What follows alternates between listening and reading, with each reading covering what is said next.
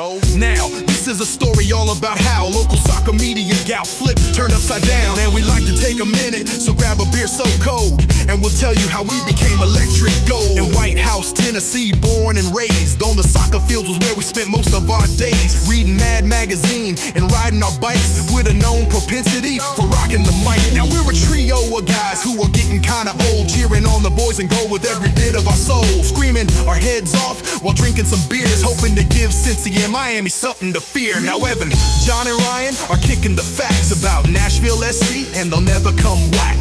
If anything, we can say the show is rare. Acoustic blue and electric gold, the only colors we wear. We pull up the Goaties about 7:38, and we yell to the refs, yo home, smell you later. We look at the castle, we feeling so bold. We sit on our thrones, we're electric gold.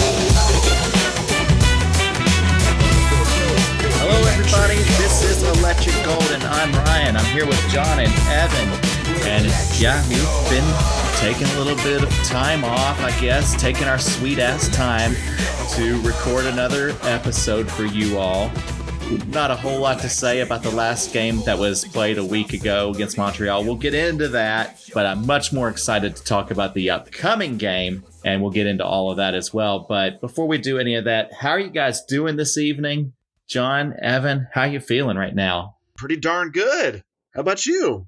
Yeah, not so bad. You know, fall is maybe creeping in ever so slightly. Feeling the days aren't like 90s anymore. Yeah. So that's good. Yeah. Evan, how you doing? Yeah, I'm doing great because this is probably my favorite time of the year. You know, late September, early October, the weather is just glorious and you got the excitement of the holidays starting to pick up. So yeah, doing great, man. Doing great. Good to be with you guys. Absolutely. Today was a good day for us to record the podcast. This is Sunday. And of course, you could either prepare for the podcast or watch the Titans play.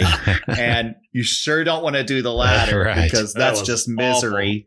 We're going to talk about a sports team in Nashville who's actually got something going on, and that's Nashville SC. Appreciate you joining us to listen this evening. How we like to always kick off the episode is by talking about a tasty beverage that we'll enjoy while we're discussing the team. So, Evan, what are you drinking tonight? Well, tonight I'm trying something new. I'm having the Bo Echo and Ryan, you may have to help me out with this. Is it pronounced Wiseacre Brewing out of Memphis? Is that right? Yeah, Wiseacre? that's correct. Okay. Mm-hmm. Well, founded by brothers Davin and Kellen Bartosh, this brewery is taking advantage of the excellent water over there and making some noise in the beer world. Just 1 year after opening, their Tiny Bomb earned a bronze medal at the Great American Beer Festival, and recently their Sky Dog Premium was crowned America's best light lager with a gold medal. And also their Oktoberfest Marzen secured global recognition with a bronze at the World Beer Cup. Wow. Anyway, this Bo Echo I'm drinking tonight is a citrusy tropical IPA that's vigorously dry hopped, and it's very hazy and overall a really great beer. Love it. I love supporting the Tennessee breweries. You're absolutely right. Memphis has the best water in the nation over there. I don't know that they have much else, but they certainly have great water. I'm glad to see that they're putting it to good use, making good beer with it. That's right. John, what are you drinking this evening? Yeah, well, first of all, I have to say that I think I'd way rather go to the World Beer Cup than the FIFA World Cup next summer. Yes. It'll probably be a little bit cheaper, too. A little bit cheaper, that's for damn sure. So, guys, I am drinking a crazy-ass beer tonight. It's back to John season.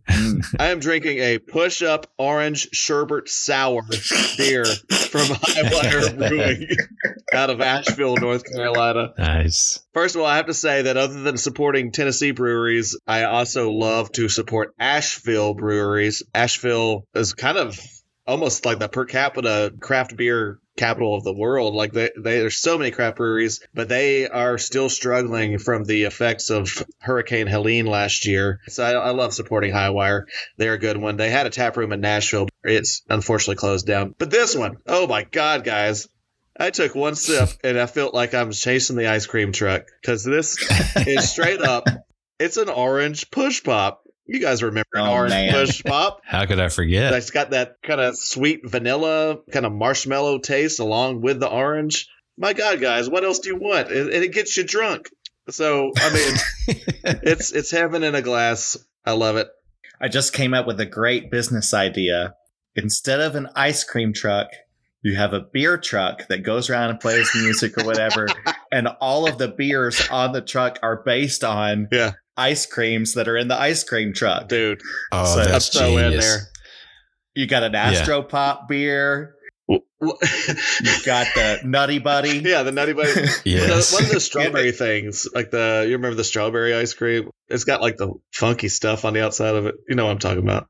Oh, I don't know what you're talking about, but I'll do my research later, and I'm going to put together my business plan because this is $1 million idea. What should the jingle be? What should the jingle be that the truck plays? That's a good question. Yeah, the little song that it plays. Yeah, I'm not sure. Probably something like Joe Diffie or something. Or like a Jimmy Buffett type of song or something like that. Yeah, we can figure this out. I think this is a stellar idea. I would love to invest.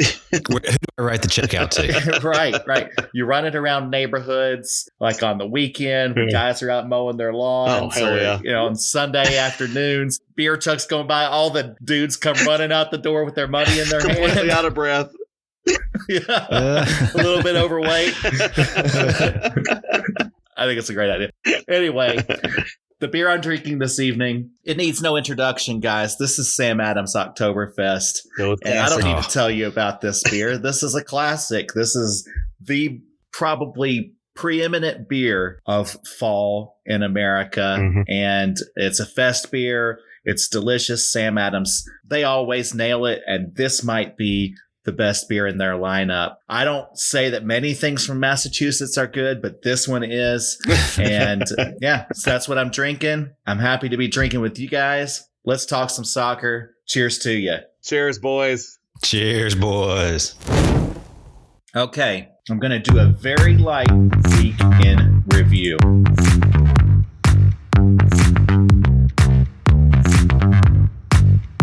Nashville SC enjoyed a week off after their busy schedule the previous week that saw them lifting the U.S. Open Cup and then visiting Montreal for their penultimate regular season game. Despite riding high from the tournament win, the team still had work to do in order to secure as good of a playoff spot as they can while avoiding a one-game elimination in order to get into the playoffs. So, they headed to Montreal to try and take care of business. The starting lineup for the Montreal game featured some changes after a busy and emotional week. Tyler Boyd replaced Jacob Schaffelberg at right wing. The midfield featured Gaston Brugman and Brian Acosta, and Walker Zimmerman made his first start since an injury forced him to miss a few games last month. Josh Bauer also got the start at right back in place of Andy Nahar. Nashville controlled the pace and possession throughout the game, but it was in fact Montreal who drew first blood. After Jack Mayer earned a yellow card just outside the box, Dante Seeley made the boys in gold pay by nailing his second free kick score in as many weeks. That put Montreal up 1-0, a lead that they carried into halftime. Despite controlling possession, Nashville was unable to generate many decent scoring chances as Montreal was content to pack the defense in and let Nashville work. Halftime saw Coach Callahan bring in Nahar and Schaffelberg, and that improvement on the right side seemed to give NSC some spark. In the 80th minute, who else is going to save the day but Nashville's hero, Super Sam Surridge? Brugman served up a lovely ball from the left side of the field all the way to the right post, and Surridge stretched out to head the ball past the keeper for his 23rd score of the season. That drew the teams even at 1-1, and that score held to the final whistle. So guys, it's been a while. You may have killed those brain cells by now, but curious if you had any lingering thoughts or reactions to that Montreal game that was a week ago. John, do you have any? Yeah, that game could have been an email. Games that could have been emails, yeah. It was almost exactly what I expected. I really expected an ugly game. We won our first ever silverware like 3 days before. The boys went from Austin back to Nashville and then on to Montreal. That's a hellacious travel to happen in 1 week. And they went up against a team that hasn't been very good this year, but they are young and they don't really have anything to play for. So they might as well give their all. They had actually beaten Charlotte 4-1 the week before. So they're still not a team you could overlook. And so it went about as well as I expected. That first half stunk. They were so bad. It was so sloppy. The boys were hung over on the field, possibly even literally. I know. I don't know if you guys have ever seen a drunk soccer team, but I swear that I have. It happened this spring. My favorite Premier League team, Liverpool, won the league title with like 4 or 5 games left to play in the season. After they had clinched that title, the rest of those games, those guys were drunk. There is no way. They were just goofing off. I mean, they weren't playing soccer at all. I mean, we still had something to play for, of course. We've got the playoffs to aim for, so we did okay. A draw is not the most horrible thing in the world. It's not the best because we would have liked to win, but we were way better in the second half after Nahar and Schalfenberg came in because we had nothing going on the right side in the first half. So, yeah, move on, pick up a point, and hope we do a lot better this coming game. Most importantly, nobody got injured. Yes. That's probably the most important thing. But you're right about the travel. I think I saw where the team arrived back in Nashville at 2:30 in the morning on Thursday. And then they traveled to Montreal Friday morning. Yeah. And arrived like 1:30 or something like that. Yeah, because it was an early game Saturday, too. I mean, they were trying to kill us with a schedule. That's right. Then it was an early afternoon game. So, yeah, they were probably tired. They got a point on the road. I don't know that it was going to make a huge amount of difference in the jockeying of our standings or whatnot. We'll see. Yeah, it was a pretty decent output, I think, given circumstances. So, Evan, did you have any thoughts or reactions to this game at all? Yeah, you factor in the hangover, whether figurative or literal, from the Open Cup win, the travel, the squad rotation. A point out of that match is actually a pretty great result. So, I'm proud of the boys for pulling that out. Just watching the game, I felt like we did a good job of getting the ball into the final third. We just did a pretty poor job once we got there. And if it hadn't been for that great cross from Brugman, an advantageous slip and fall by the defender on that one, it could have been worse. But no, that was a good result. And I'm proud of the boys for pulling it out. Absolutely. And also, John, you mentioned that you've watched a drunk soccer team before. Yeah. Right? Yeah. Have you ever played on one? Well, I couldn't speak for the rest of the players on the field. I played a game of one at least, No, gotcha. Come on. You can't play soccer actually literally drunk. That's a hard game to play. Sure. Unless you're a goalkeeper, which I've always been. And then you can get as drunk as you want to because I don't have to run around. So, yeah. That's a great point. I'm giving no points either way on that one. No clues. We kind of invented a sport a few weeks ago, tailgating at Geodis when we were on the racetrack of, I think we all had burgers in one hand and a beer in the other, and we're kicking a ball around. Oh, yeah. That ought to be a full-time sport. I'd pay to watch that in the Olympics. Also dodging traffic at the same time, too. Oh, it's pretty talented. That's right. That's right. That was pretty fun. I would train pretty hard to go pro in that. Yeah. These old dogs still got some tricks up their sleeve there. So, okay, well, guys, so we have that game, or you can also look ahead to what we've got coming. But I'd love to hear what's on your mind as far as the most positive thing going on for the team right now. This is, oh, hell yeah.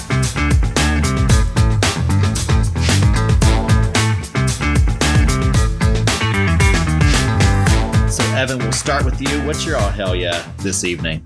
Yeah, I'm just going to look back to that Montreal game and just go ahead and give mine to Super Sam Surridge and that diving header for his 23rd league goal. And you tack on 5 assists for an MVP caliber season. Now, he's probably not going to win it at this point unless something crazy happens on Saturday. But nonetheless, what a fantastic season from Super Sam. His goal gave the team 56 league goals for the new club record. And so the point on the road was great. And this is also great. So, oh, hell yes, Super Sam, keep putting them in the net. And this is going to be a season that you can be extremely proud of. Aren't we lucky? not just the league, but Yeah. Golden Boot in the U.S. Open Cup as well. Yeah. Oh, there you go. Yeah. Do you get an official golden I don't boot know in that the you do. tournament? He gets the trophy in my heart. There you go. When he arrived last year, he made a big splash. Was it last year or The 2 year years before. ago? Yeah, in the summer of 23. Yeah. That's right. And he made a big splash in the CONCACAF tournament that year. He was playing well then. Pretty quiet for the rest of the season. Of course, last year was a mess, just a whole debacle. And I think that the various coaching changes and transitions probably had some effect on his play. But this year, from the beginning whistle to the end, he has been just incredible. And Nashville, I hope you're enjoying this season, enjoying watching Sam and being thankful for the opportunity because he has been terrific. John, what's your all hell yeah? Yeah, I'll go to this past weekend when Nashville was not playing and say, oh, hell yeah, Orlando lost to Vancouver, which keeps them behind us. Oh, hell yeah. By the way, Orlando are kind of coming apart at the seams late on, and I didn't watch the game they played against Vancouver, but I saw the stats. So they were at home against a team that traveled, 3,000 miles from Vancouver to Orlando? That's a long trip. Vancouver outshot them 24-4 and had 70% possession in Orlando. I mean, that is a butt whooping. So I don't know if we're going to end up playing them in the playoffs. We're all going to be there one way or another. Right now, it's them and Columbus in the play-in spots. And I think, are we sixth? No, Chicago. Isn't Chicago yeah, in Chicago there? and Columbus, and Orlando is right above them. So, yeah, we're sixth right above Orlando. So it gives us a little bit of breathing room going into this last game. We still don't know where we're going to end up. We could be anywhere from 4th to 8th. Right. But yeah, just a little bit of a unexpected boost there. So, oh, hell yeah, Vancouver, thank you. Always good to see those fools in Orlando go down. Yeah, I always enjoy that. I hate those purple pricks. All right. Well, I'm sure there's probably some things that you guys are apprehensive about or maybe worried about, maybe disappointed in. Let's go ahead and do that. This is all hell no.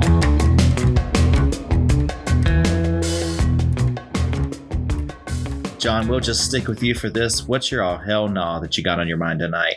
I don't know if it's for Joe Willis or for whoever is preparing Joe Willis, but that free kick in that game against Montreal, the positioning was, in my view, unforgivable. Ooh. Because under normal circumstances, you wouldn't think too much about it. Dante Seeley took a great free kick and beat him straight up. But here's the thing. Seeley had scored from exactly the same spot on the field, the exact same kick the week before against Charlotte. Now, I assume that we watch tape before games and prepare like most professional sports teams might be doing. So I don't know if they just forgot to include that part of the highlights or it was just bad positioning. So anyway, to me, Joe should have been leaning in the direction of the near side because he took it the same exact place in the goal as to the near side. And he should have been leaning that way all the way. Because we know Joe's reaction time on the long shots has not been the greatest this year. He should have been cheating that way. And then if the guy tricks him and puts it into the far post, hats off to him. But that free kick went in. I went, oh, hell no. He did the same damn thing last week. How did we not prepare for that? I agree. And I think that next year, John, in addition to sometimes consulting you for some John text, some detailed analysis of what's going on in a game, we also might have to have some moments where it's just a segment. We'll call it Speaking Goalie Truth. And let you do a rant for a couple minutes on goalies and goalie strategy and how it's supposed to work because that's your thing. And you picked right up on it. I mean, that's exactly right. The positioning that he was in, that ball was curling around. He had ample time to set that up. And then I think that he could have blocked that shot if he had been set up appropriately. So, yeah, it's a good point. If he wasn't drunk, he should have been like John Lewis would have been. Right. Evan, did you have an all hell no for us? Yeah, I got a little quick one. That was that Johnny Longsleeves and Ahmed Qasim were not dressed due to injury for that Montreal game. Of course, that left us thin on the wings and will leave us thin on the wings unless they can recover during the international break. So we're going to hope that the timing of this works out, because our wing play and our wing depth has been such a strength for us this year. The ability to rotate the healthy guy, the hot guy as a starter, the ability to bring on some young, fast, fresh legs in the 60th or 75th minute to change a game that's been really crucial. And I would hate to see us go into the playoffs thin on the wings. So, yeah, when I saw that, I was just like, oh, hell no, please tell me that this is not going to become an issue down the stretch. It's a great point. Johnny Longsleeves, he's been pretty crucial to our entire run this season. We haven't called his name in a while. Of course, he's been out injured, but that's concerning because that was a big part of our late game offense in particular. He was a real spark plug for us. Mm-hmm. And then, you have Qasim, who he was our big signing in the offseason. And I don't think we've ever really cashed in on that yet. Not yet. Yeah, we'll see if that can turn around. Maybe he just needed a year to get acclimated. We talked about that earlier this season. We'll see how that progresses. All right, guys. Well, we had one goal in the game, and so that means we have one favorite thing to share. John, it is your turn. Yes. Grace us with your next favorite thing.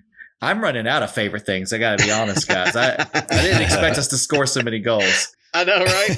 But John, grace us with your favorite thing in honor of Super Sam's 23rd goal of the season. I sure will. Guys, y'all are not going to believe this one. This one is nuts for me. So this one is going to be, first of all, devoted to my beautiful wife, Natalie.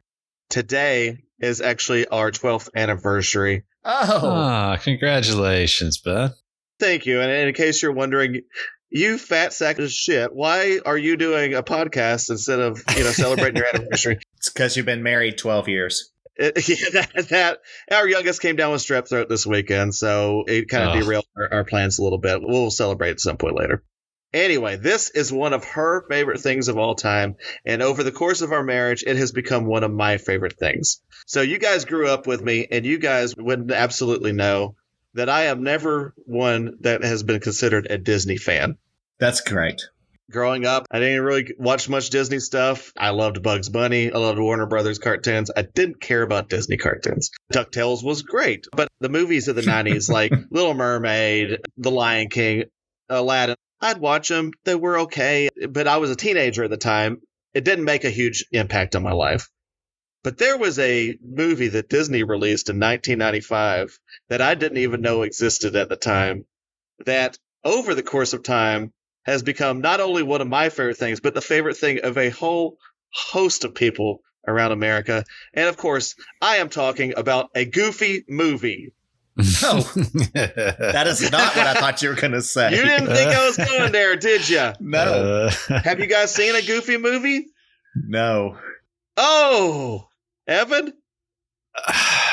I can't remember, to be quite honest with you. I might have watched that with my kids when they were little. Okay. I can't remember, dude. You guys are missing out. A Goofy movie is one of the greatest films of all time. And it's so stupid that I'm saying this, but it's absolutely true. It is about Goofy. We all know Goofy. Yep. And in this movie, Goofy is a single dad to his teenage son, Max.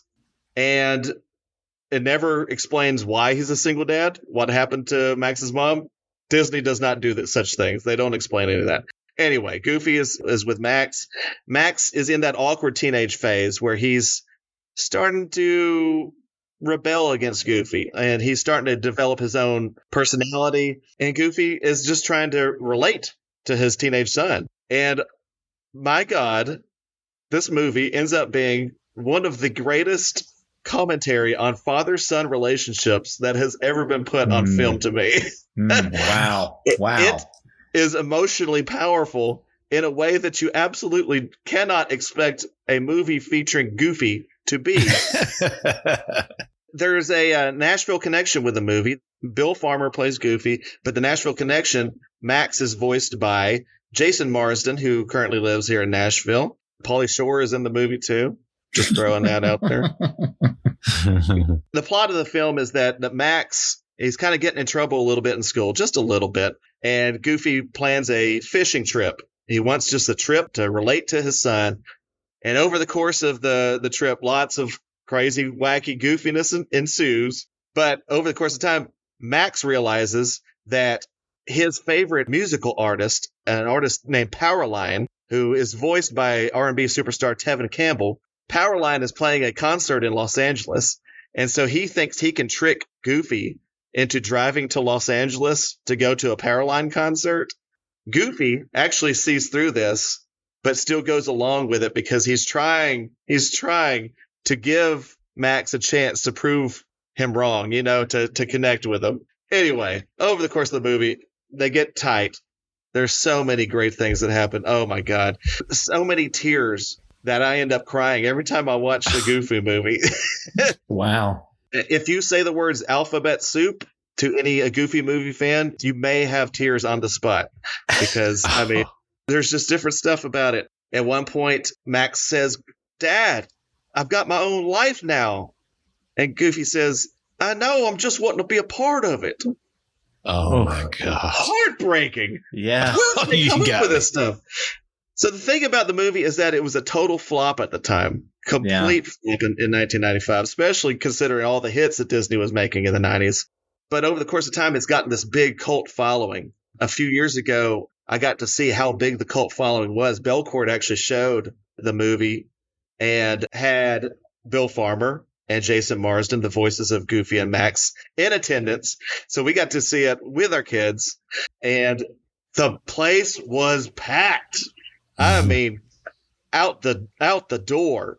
People love this freaking movie, and it's with good cause. It's something special, and I really did not expect it to be when I married my wife that I would be saying 12 years later that one of my favorite movies in the world is a freaking Goofy movie. But here we are. And here's another thing about it that I kind of fell in love. One of my favorite TV shows of the last 10 years or so was Atlanta, the show Donald Glover made for FX. I love Atlanta.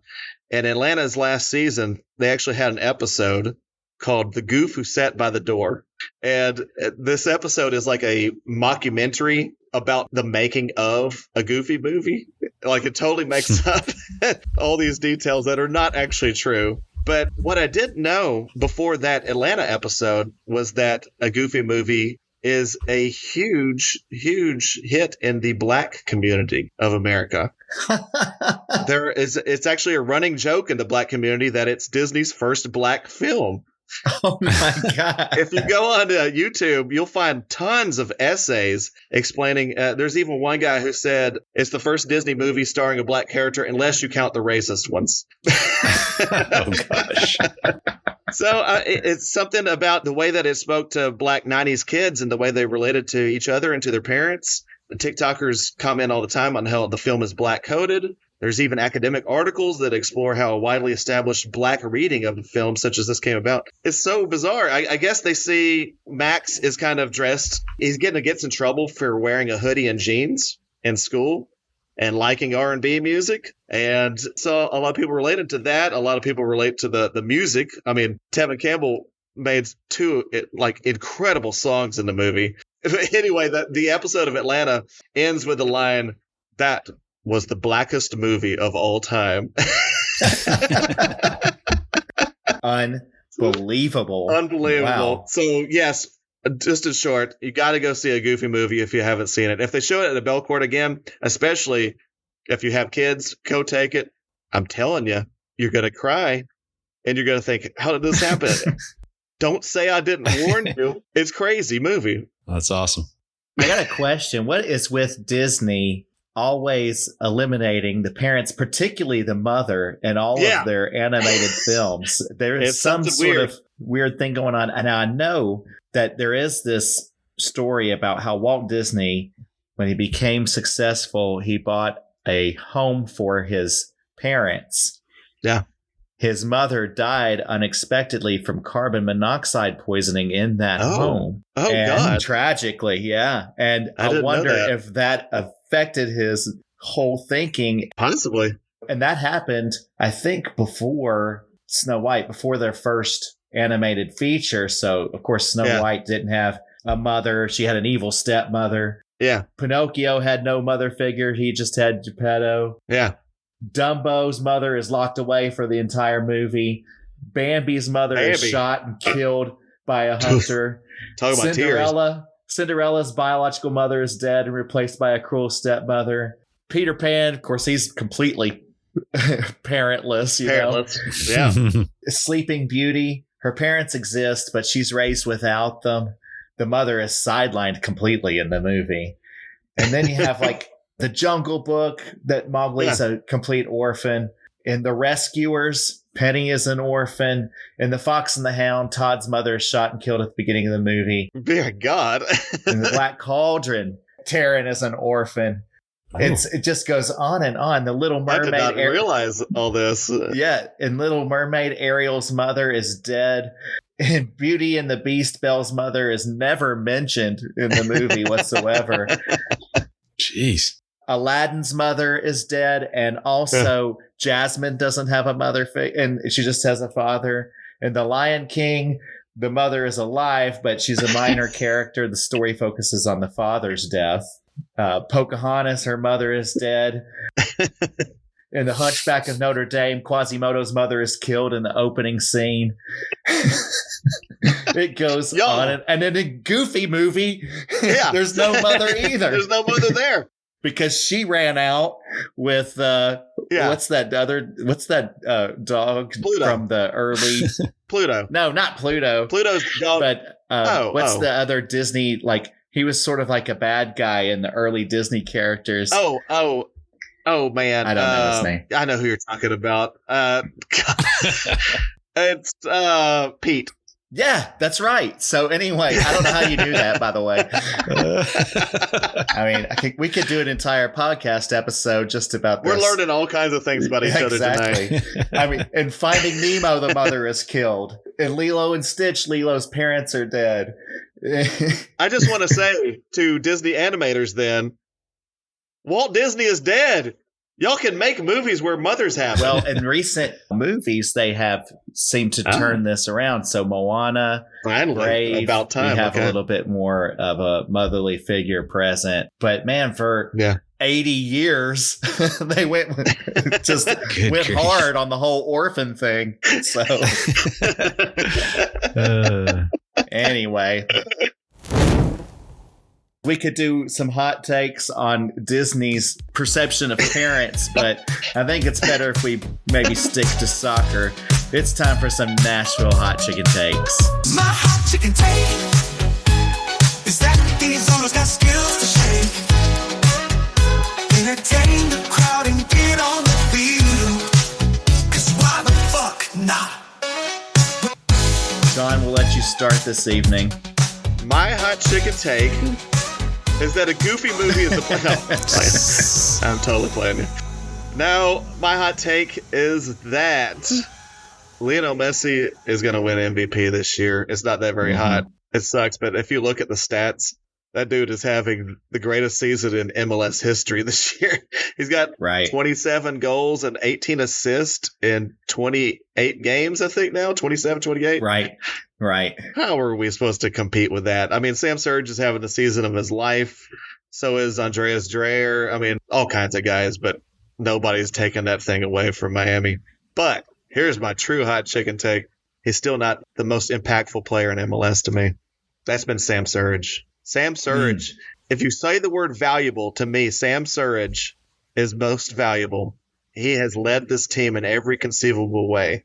We don't really have a backup striker, and we haven't all season long. I know Till Bunbury is there, and God loved Till to death, and I love Till to death. We'd be doomed if he was playing, more than 5 minutes a game.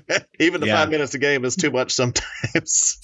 Totally. So we have been entirely reliant on him. I don't know that we would have scored 20 or 30 goals if it wasn't for Sam Surridge this year. So that's my hot chicken take. Sam Surridge is actually the most valuable player to his team in MLS. That I would agree with. The first part of your take that Messi's going to win MVP might be the coldest Coldest take of the season. It was a fake That out. was plain, no sauce, no spice whatsoever. But yeah, Sam, most valuable, and at least from this very biased perspective. Mm-hmm.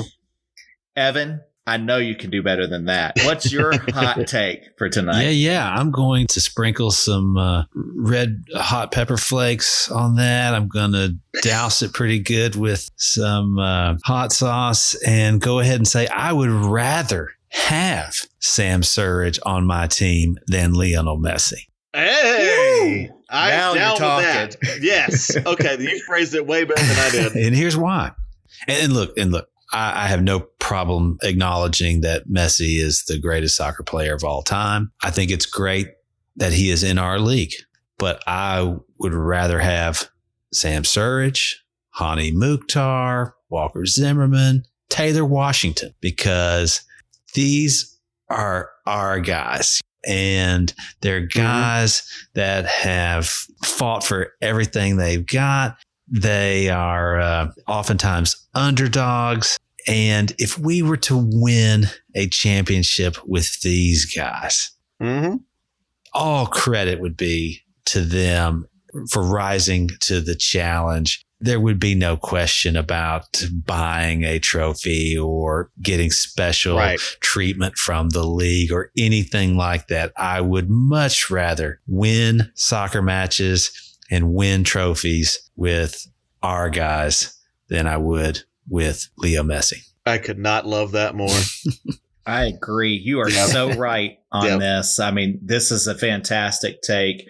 Would we be better positioned to win with Messi? Maybe, but you're right. It wouldn't be as meaningful.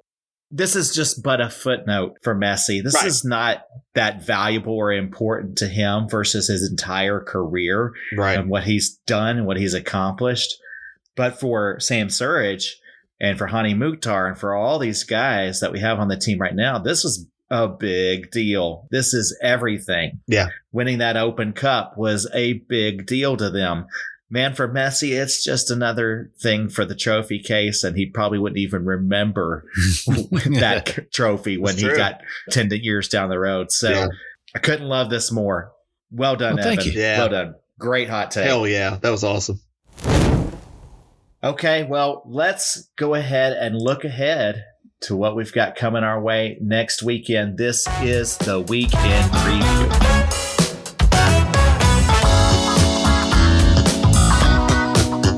After a weekend that saw Orlando lose, Nashville sits in 6th place in the East with just one final game of the season looming at home versus Inter Miami. NSC sits 2 points ahead of Chicago in 8th place and 2 points behind Charlotte in 4th place. A variety of scenarios can play out on the last weekend of the season, with everything from home field advantage in the first round to a date in the play-in game on the table. Meanwhile, Miami has finally caught up in games played with the rest of the league, and they sit comfortably in 3rd place in the East, though with the same number of points as 2nd place Cincinnati, thanks to a 4-0 drubbing of Atlanta this past weekend. Why is Atlanta even playing soccer this year? I swear. What a waste of time. Yeah. Lionel Messi has 26 goals, 3 ahead of Sam Surridge, so even the Golden Boot race is looking locked up. But Nashville still has plenty to play for. And beating Miami in Geodis Park, that would be an excellent exclamation point on Nashville's finest season so far in the MLS. Guys, do you disagree? Is this the best season that Nashville's ever had? Oh, yeah. This is the best season. This is by far the best season. Oh, yes, absolutely. I know we finished, I think 21, we were 2nd or 3rd in the East, but that was like a team that they had a lot of ties that year. And I don't think the Eastern Conference was nearly as good as it's been this year. This year, under normal circumstances, this season would have us like 3rd in the East. But man, it's just been a crazy year this year. Yeah, and there was just an absolute superhuman performance from Hani in that season. And this year, he's played great. Sam has had, the best season of his career, but it's just been one more level up at least least in terms of the supporting cast and the storyline of the turnaround, from last season. So yes, best season in club history. Right. Glad you guys agree. I totally think so. It's also been the most fun season that we've had to watch since they became an MLS team. But of course, we know there's one more game left, and I'm dying to know what's going to happen. So if you guys don't mind, I know it's been a couple of weeks. You might have to brush some dust off, but I'd like to have you grab the crystal balls, y'all. Evan, we will start with you. What is your crystal ball saying this evening? Okay. Well, yeah, let me dust this thing off and gaze deeply into it. And the future reveals itself, boys. This game is going to end 2-2, a draw at Geodis Park with goals for Nashville from Super Sam Surridge and Hani Mukhtar, because I always predict two other guys, and every single time I do, it's always Sam and Hani. So there you go. I love it. And does your crystal ball say anything about the final standings? Yeah, I think I see in here, look at that table. That is a final table. And we are going to finish right where we are now in 6th place. Fair enough. We'll take it. It avoids the play-in game, which is my biggest concern right now. Exactly. I do not want to have our playoff destiny hanging on one game's result. All right, John, is your crystal ball working tonight? It's working hard, and it is coming up with something that is so crazy that I can barely even contain my excitement to reveal. Okay. All right. So currently, Messi is 4 goals ahead of Sam Surridge. Sam Surridge has to score 4 more goals than Messi to win the Golden Boot. Yeah, he's 3 ahead, I think, right now. Correct. He's 3 ahead, so he needs to score 4 more than Messi does. Messi is going to score Saturday. Mm-hmm. Ooh. Sam Surridge is going to score 5. Oh my gosh. This is amazing. 5-1 NSC. Oh. My ball is true. My aim is true. And my words are true. Bet on it. Go out there and put all your money on it. Yeah, sure. No. I highly recommend that you don't. But anyway, literally, I think we're going to beat Miami. I don't think we've beat them since Messi came into the league, since he joined them. So this is going to be it. We're going to beat them. We're going to take care of business. Whether they win or lose doesn't make a big deal of difference to them. And honestly, I know some of y'all scalping tickets might not want to hear this. Messi might not start. Here's the thing with Messi. Like, it's so bizarre this week. He's been called up to the Argentina team right now for 2 friendlies that are in the U.S. And somehow he was still able to play against Atlanta Saturday. I've never heard of another player in the history of soccer that's been called up to a national team, and still they just let him play for the club team while he's called up. Argentina plays a friendly against Puerto Rico on Tuesday night, and that's in Miami. They still won't say whether he's playing for Argentina Tuesday or not. Wow. He might not. No one knows, and they don't make them. As for some reason, nobody is making them decide one way or another, and that pisses me off. They don't have a lot to play for. They're either going to finish 2nd or 3rd in the East. They can't catch Philadelphia in 1st, so they might take it easy. But anyway, we've been so good at home lately, other than the Atlanta game. Let's forget the Atlanta game. The Atlanta game sucked. Let's throw it into hell. Yep. Other than that game, we've been really good at home. I think we're going to finally beat them, and it's going to be really fun. And I really hope that you go to it. I hope that everybody out there listening goes to it and makes a big old noise and boos the fuck out of old Miami. Boo Messi, especially for the love of God, boo Luis Suarez, because that motherfucker should not be playing soccer anywhere right now, right? Especially not in MLS. Get loud with it. Let's win over some of these kids. There's going to be kids wearing Messi jerseys. And honestly, I love that because it gets them into soccer. It gets them in the door. So if we come in there and we put a whooping on Miami, some of those kids are going to be like, hey, Nashville's my team going forward. So I see it as an opportunity, and we're going to beat them. And we're going to finish 5th. Nice. Okay. Yeah, let's have those kids start swapping out their Messi jerseys from some Surridge jerseys, right? Mm-hmm. Mm-hmm. Oh, yeah. I like it. Well, guys, this is going to be it. It all comes down to this. Geodis Park, Saturday night. Miami's coming to town, and I'm looking forward to it. I've been dying to see us beat Messi and the Pink Rangers ever since that CONCACAF final. I've been dying for some revenge, and now's a good time as any for it. I appreciate you guys tonight. This has been a fun one. Appreciate everyone listening.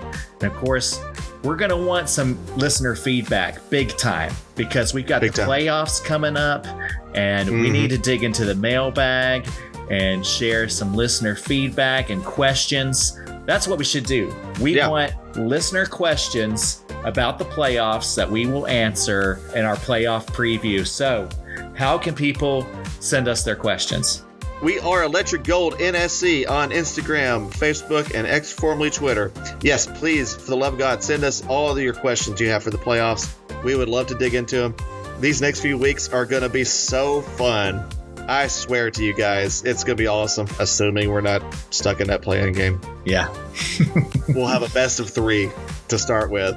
This season could be going on for a minute, and let's hope that it does, baby. I want to be still partying in December. Heck yeah.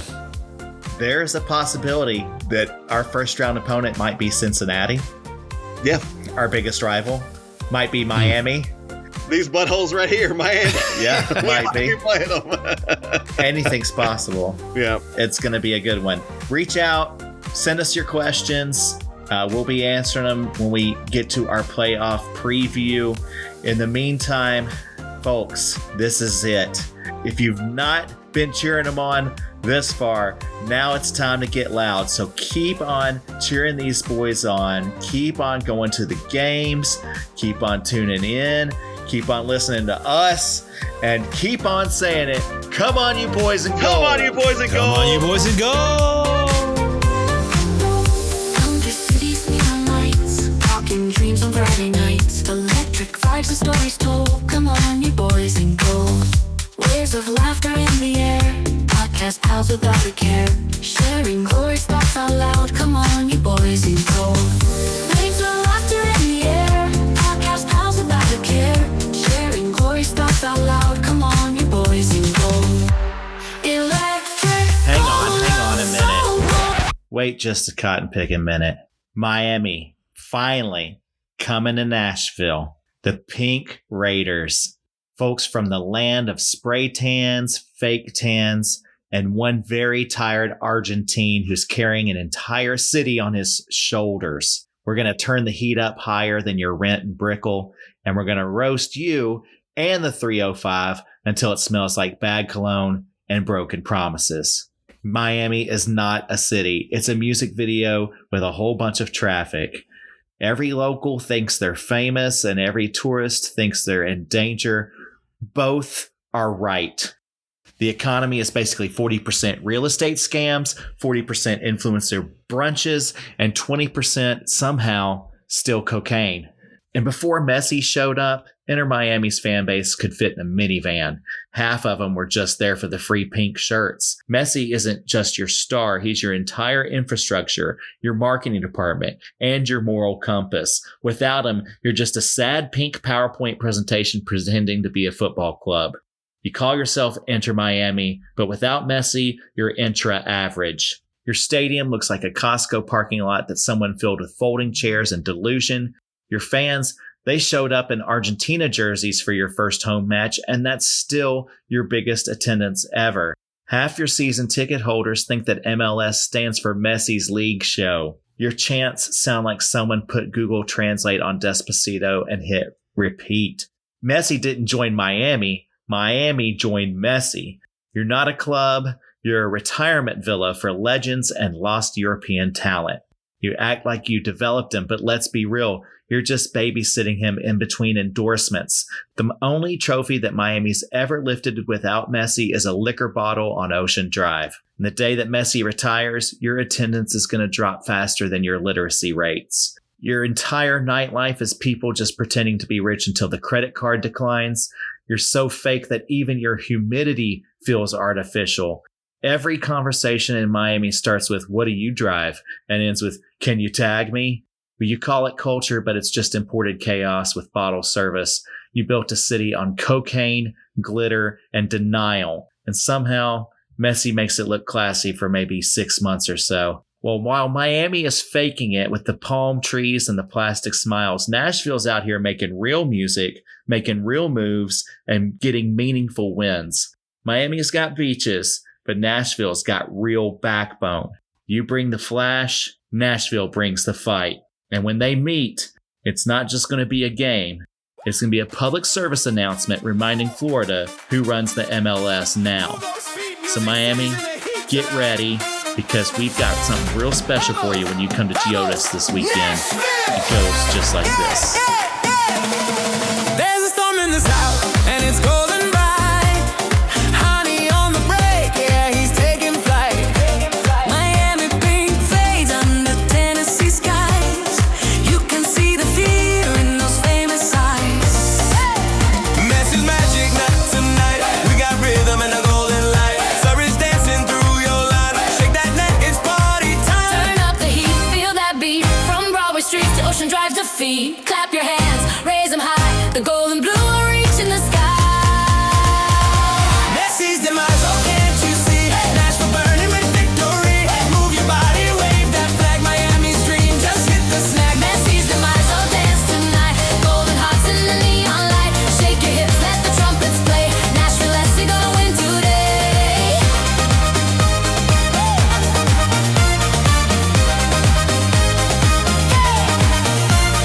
Vamos, cries the crowd in gold. The story of the South unfolds.